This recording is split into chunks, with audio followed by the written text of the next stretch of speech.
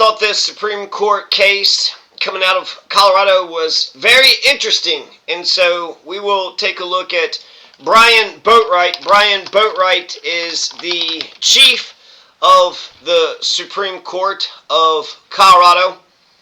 And Brian Boatright, I have no idea what Brian Boatright looks like. I guess it's him right there. I guess it's this guy, this guy, this guy. That looks like it's Brian Boatright. And so, Brian Boatright, he is going to say that even if you're blood related, that doesn't make you a grandfather. And I don't exactly have to read any of this because I understand the case pretty good, but let's just get some of the details. You got a murder-suicide case, left 3 young Colorado children parentless. And then it's led to a new legal precedent about who could be considered a grandparent in the state. So you had 33-year-old Brandon Sullivan had killed his wife, and then he killed his wife Amanda in Delta County, and then he killed himself. That happened in 2020. That happened 5 years ago. That left behind a 2-year-old child and infant twins. So you basically 3 toddlers that don't know anything, don't know shit from Shinola, don't know a damn thing, right? So they need a new breath of life, and in some respects probably shouldn't carry on with the Sullivan name, right? Amanda's parents, Suzanne and August Nicholas, took custody of the children and later adopted them. I think that's probably right, you know. Sullivan's parents, Jane and Daniel Sullivan, later requested grandparent visitation rights for the 3 children who were granted by a court. But in 2022, the Nicholases filed a motion for relief from the court's ruling, arguing that following the adoption of the children, the Sullivans are no longer the grandparents, the children's grandparents, meaning they lack standing to seek grandparent visitation. And so it's like, okay, well, who is a grandparent and who isn't a grandparent? Well, the Supreme Court of Colorado is going to vote on this 4-3.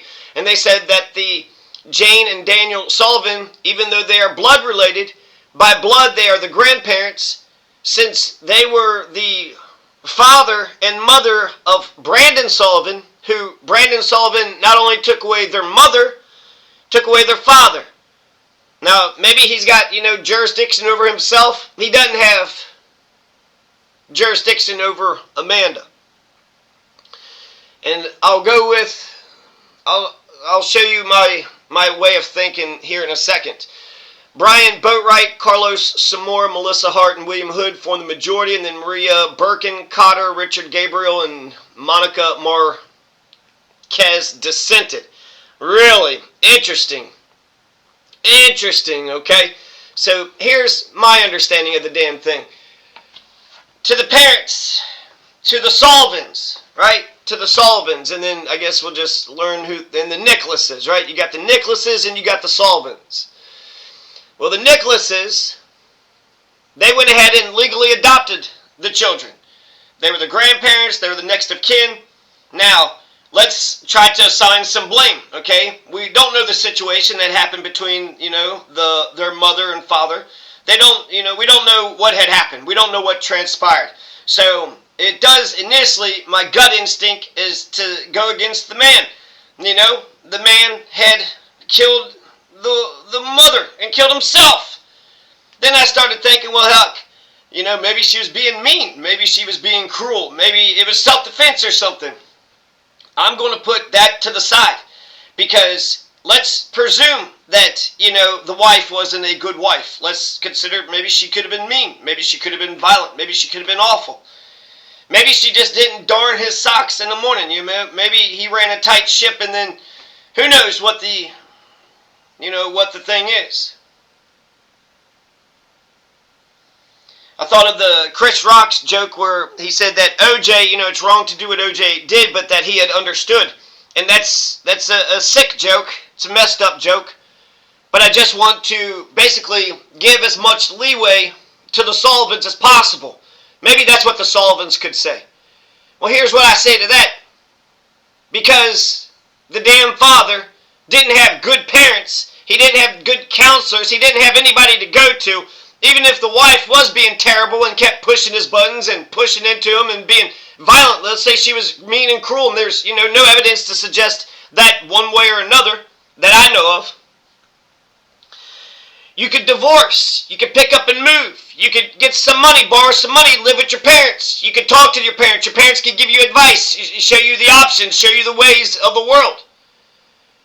But to the Sullivans, you raised a goddamn fucking murder-suicide piece of shit. To the Sullivans, you raised a fucking guy that fucking shot his wife and shot him fucking self and then made the goddamn parents, made the kids bastards, made the kids parentless, made the kids orphans.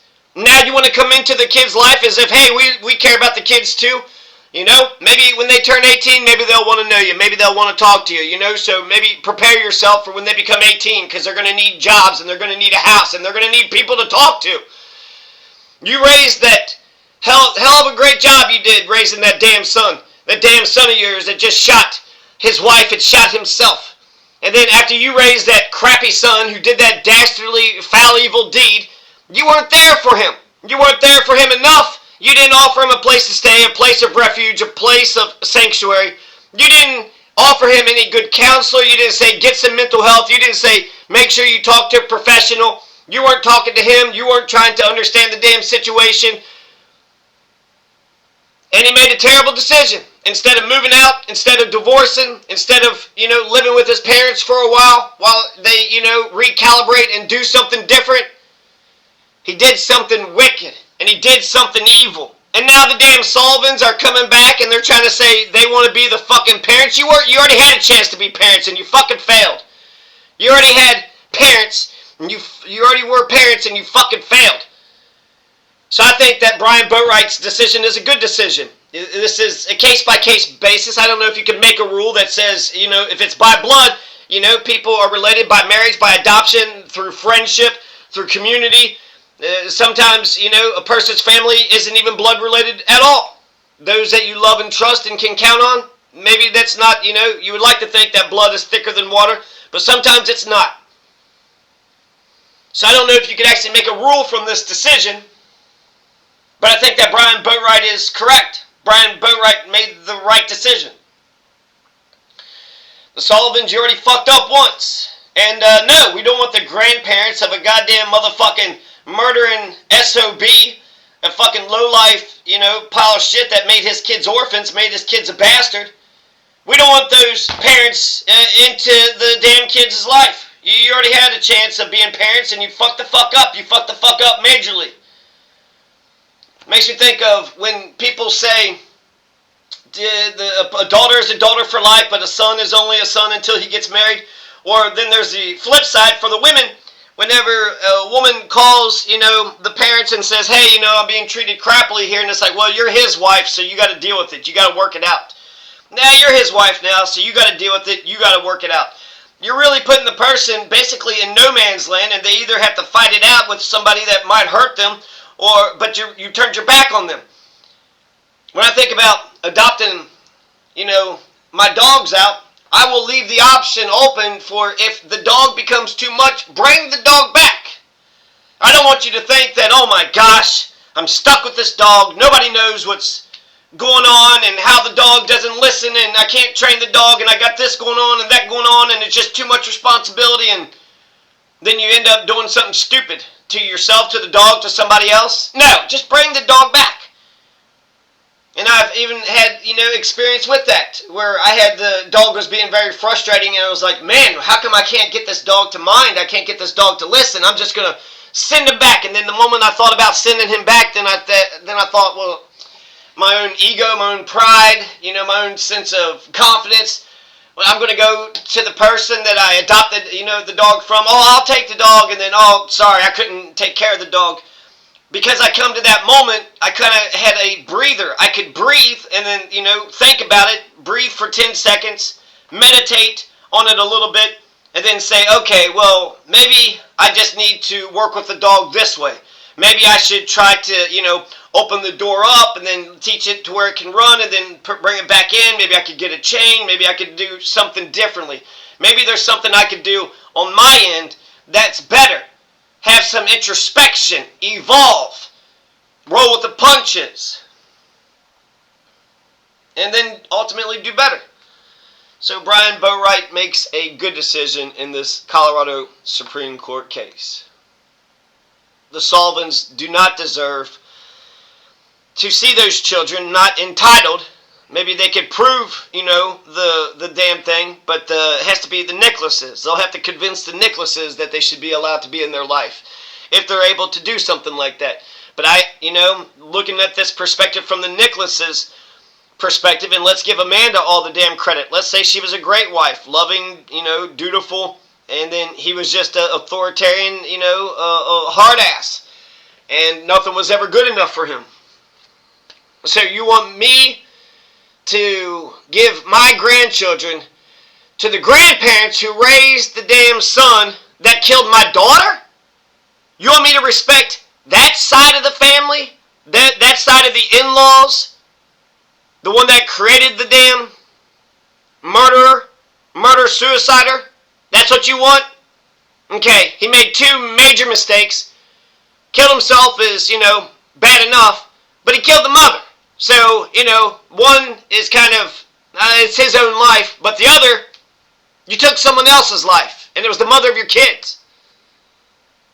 So to the grandparents, to the parents, to the Sullivans, no, you're not entitled to visitation rights. They adopted it.